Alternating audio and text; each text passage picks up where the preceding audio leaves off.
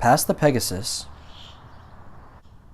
over the creek, and across a short bridge, lies the Jesuit residence, the home of all the Jesuit priests and scholastics who were crucial to the Jesuit Dallas community.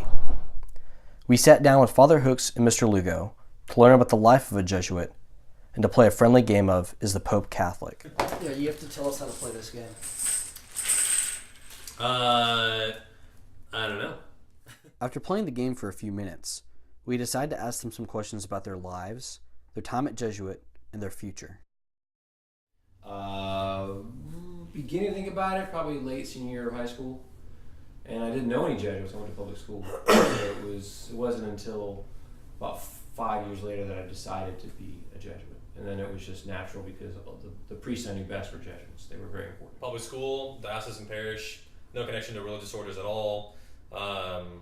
Had a weird sense in Houston that there was a school run by priests called Strake, and I had no idea what that meant. Turns out it's a Jesuit school in Houston. And so when I was in 8th grade, I had a really wonderful experience at a retreat called Steubenville South, and it was my first time getting into contact with my faith on a very sort of personal level and seeking to understand my faith better. And I felt really called to the priesthood in that moment at that retreat. And I went through all of high school thinking about it. And when I graduated high school, I wanted to join the seminary in Houston, but my parents asked me to go to college first. And then after that, I met the Jesuits towards the end of my college career through some discernment activities at A&M.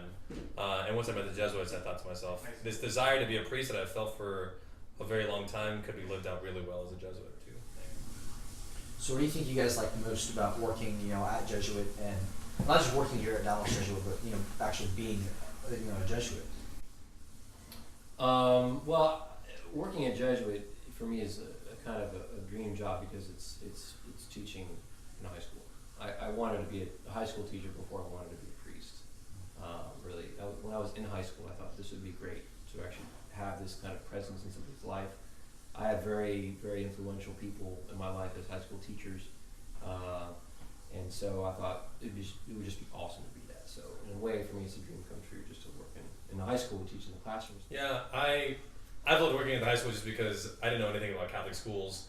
And it was a welcome change to be both in a math classroom and be able to talk about God and talk about my faith, and be a theology teacher and also talk about math. And so there was this really good mix between those two things that I've been able to do at the school that has been really wonderful. I mean, incredibly joy-filled. In other words, I can be myself and do the things that I love in any sort of respect to school: music, math, theology, physics. But I would say the most important thing for me has been relationships with the boys and relationship with my fellow faculty. That's been unparalleled, which is why I would look forward to going back to high school.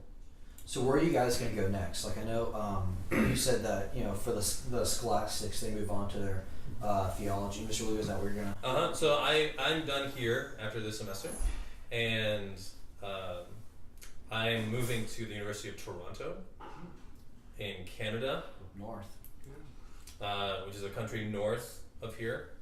I say that because I can never guarantee that my students know anything about geography or anything at all. Whenever the Mexican kids or the French kids came to visit, I would make sure that they pointed on the map where they were. Going to Canada, Toronto, and I'm going to be at the University of Toronto for 3 years probably, getting a master's degree in theology. Yeah. What about you, Father Hooks? Where are you going next? I'm going to Portland, Oregon. I'm going on to our last formal year of formation. So it's a very focused year on spiritual formation. And it's been part of our formation since the beginning.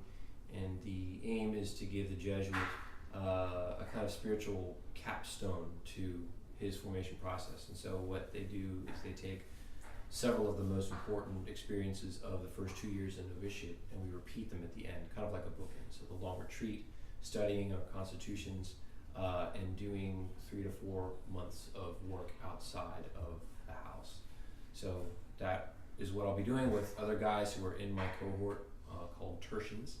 And then, God willing, a couple years after that, I'll be invited to take final vows, and that will officially complete my formation in the society. So So, do you guys have any last remarks? For the people that you've worked with these years and the students that you've been with, anything that you want to say? Gratitude, really. I'm extremely grateful to the school and to each one of my students, and for each one of my students. There's just a tremendous amount of gratitude in my life because of you guys, and everybody that I've met here. And yeah, I mean, I would also just say this, that the way of Jesus is a great way to live your life. And however that takes you, whether that's to marriage or priesthood, and being a follower of Jesus is a wonderful thing to be. But at the end of the day, I can only look back on 3 years and remember all of the good and learn from all of the bad, because it hasn't always been easy here. It's been really blessed. I've had a lot of great students and a lot of great relationships with parents and faculty members and administrators, but there's also been some growing that had to happen too. And I think it's one of the reasons I'm going to be very grateful leaving here, is to say this is a place where I could grow for 3 years. And I'll always remember that. So I'll encourage my students to never fail to remember that they need to be open to growth in everything. As someone who's in his 30s now, I feel like this has been an opportunity where God has put it right in front of me that, it's grow or leave. Those are your two options. So I hope to leave that with my students too, is that in life you have two options. You grow or you leave. So I hope that they stay and that they grow. I mean that metaphorically in a sense, I guess.